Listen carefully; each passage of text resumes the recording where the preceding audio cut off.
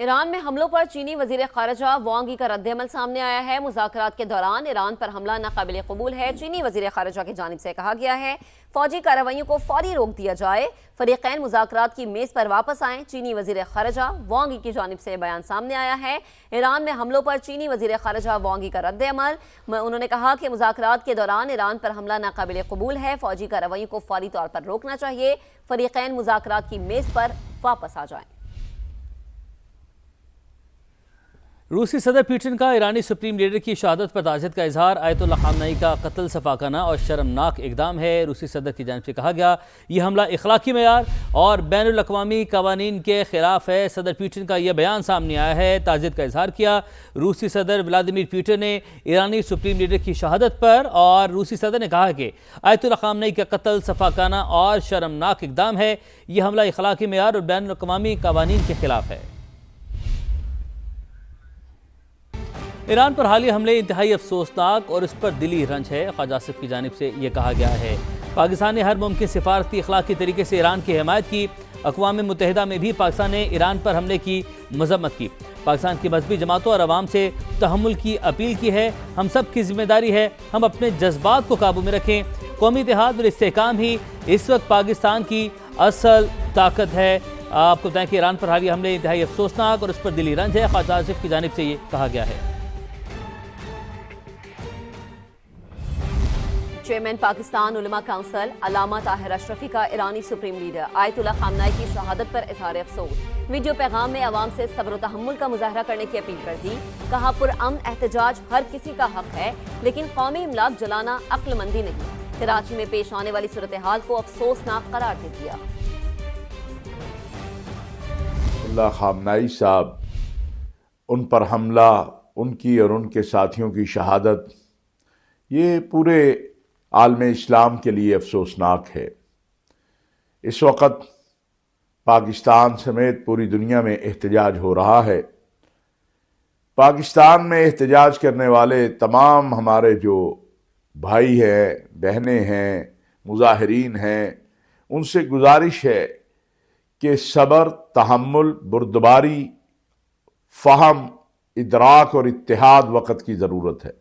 میں تمام ملک بھر کے تمام مکاتب فکر کے علماء اور مشائخ سے اپیل کرتا ہوں، پاکستان علماء کونسل کی طرف سے، اس کی حلیف جماعتوں کی طرف سے، قومی پیغام امن کمیٹی کی طرف سے، کہ مظاہرین کو پرامن رکھنا، صبر و تحمل کا مظاہرہ کرنا، وَاعْتَصِمُوا بِحَبْلِ اللَّهِ جَمِيعًا وَلَا تَفَرَّقُوا کے حکم کے نیچے ایک دوسرے کے ساتھ اتحاد کا اظہار کرنا، یہ ہم سب کی ذمہ داری ہے۔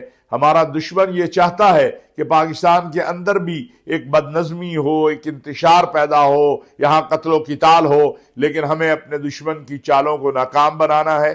ہم نے پرامن احتجاج بھی کرنا ہے، انسانیات کی مذمت بھی کرنی ہے، لیکن اپنی وحدت اور اتحاد کو بھی برقرار رکھنا ہے اور کسی بھی طور پر تقسیم نہیں ہونا ہے۔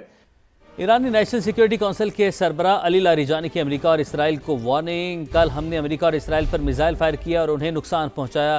علی لاریجانی کی جانب سے کہا گیا آج ہم ایسی طاقت سے ان پر وار کریں گے جو انہوں نے پہلے نہیں دیکھا ہوگا۔ علی لاریجانی کی جانب سے یہ وارننگ دی گئی ہے۔ ایرانی نیشنل سیکیورٹی کونسل کے سربراہ علی لاریجانی کی امریکہ اور اسرائیل کو وارننگ۔ کل ہم نے امریکہ اور اسرائیل پر میزائل فائر کیے اور انہیں نقصان پہنچایا۔ علی لاریجانی کی جانب سے کہا گیا آج ہم ایسی طاقت سے ان پر وار کریں گے جو انہوں نے پہلے کبھی نہیں دیکھا ہوگا۔ علی لاریجانی کی جانب سے یہ بھی کہا گیا ہے اسرائیل کو وارننگ دی گئی ہے، امریکہ اور اسرائیل کو ان کی جانب سے یہ وارننگ دی گئی ہے۔ انہوں نے کہا کہ آج ہم ایسی طاقت سے ان پر وار کریں گے جو انہوں نے پہلے کبھی نہیں دیکھا ہوگا۔ تو کل ہم نے امریکہ اور اسرائیل پر میزائل فائر کیے اور انہیں نقصان پہنچایا۔ علی لاریجانی کی جانب سے یہ بتایا گیا ہے اور انہوں نے یہ وارننگ بھی دی ہے کہ آج ہم ایسی طاقت سے ان پر وار کریں گے جو انہوں نے پہلے نہیں دیکھا ہوگا، پہلے کبھی نہیں دیکھا ہوگا۔ ایرانی نیشنل سیکیورٹی کونسل کے سربراہ علی لاریجانی کی امریکہ اور اسرائیل کو وارننگ۔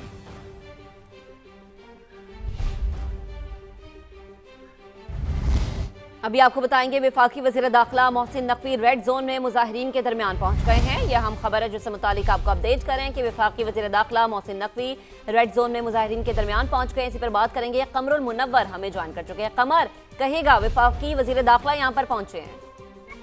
जी, वफाकी वज़ीर दाखिला कुछ ही देर पहले यहाँ रेड जोन, डिप्लोमेटिक इनक्लेव और दीगर जो इलाके हैं वहाँ पर आए। जो मुजाहिरीन यहाँ पर आए हुए थे और रेड जोन के अंदर पहुँच चुके थे, वो उनके दरमियान भी गए और उनसे ये कहा कि आपका एहतजाज जो है वो बजा है, लेकिन इसको अगर रेड जोन के बाहर किया जाए तो ये ज़्यादा बेहतर होगा। कोई भी शरपसंद अनासर जो है वो आपके एहतजाज का फ़ायदा जो है वो उठाकर जो है वो डिप्लोमेटिक इनक्लेव में घुस सकते हैं और वहाँ पर जो सिक्योरिटी का खदशा है वो बहुत ज़्यादा है। हम वहाँ पर मौजूद जो दूसरे सिक्योरिटी के अहलकार थे उनकी जानिब से देखा गया कि उनको मौजूद वो जितना भी यहाँ पर लोग थे उनको पीछे हटाया गया था। हम उसने भी कुछ देर यहाँ पर रुके और उसके बाद सिक्योरिटी के हवाले से अहकाम जारी करने के बाद वहाँ से रवाना हो गए। अभी रेड जोन के अंदर जो है बड़ी तादाद में जो मुजाहिरीन हैं वो मौजूद हैं। ना सिर्फ एम्बेसी रोड बल्कि इस तरफ जाने वाले जो तमाम रास्ते हैं वहाँ पर मुजाहिरीन जो है वो मौजूद हैं। आने वाले रास्तों के ऊपर अभी भी कंटेनर जो है रखे गए और कंटेनर्स को वहाँ पर रखने के बाद वहाँ पर पुलिस की भारी नफरी उसको भी तैनात किया गया है। जी ठीक है कमर, आपका बेहद शुक्रिया डिटेल्स के लिए।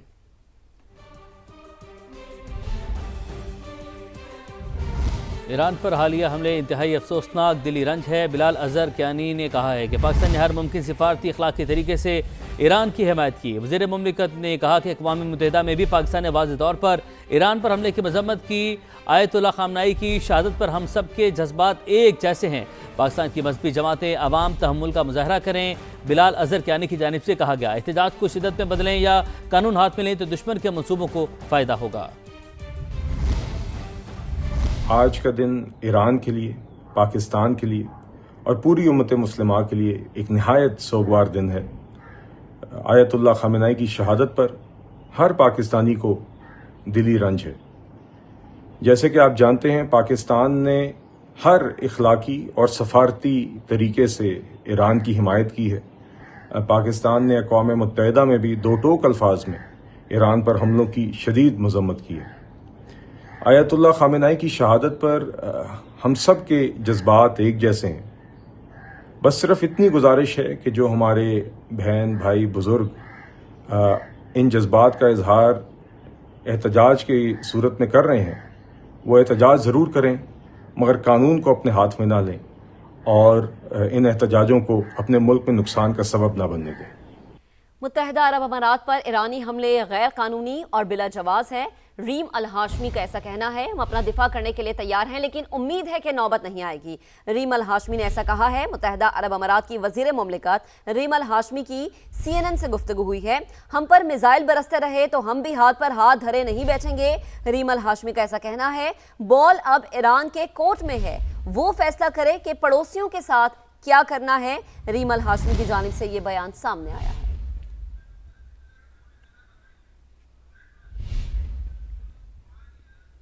ईरान के सुप्रीम लीडर आयतुल्लाह अली ख़ामनाई अमरीकी हमले में शहीद हो गए। आयतुल्लाह अली ख़ामनाई को उनके दफ्तर में शहीद किया गया।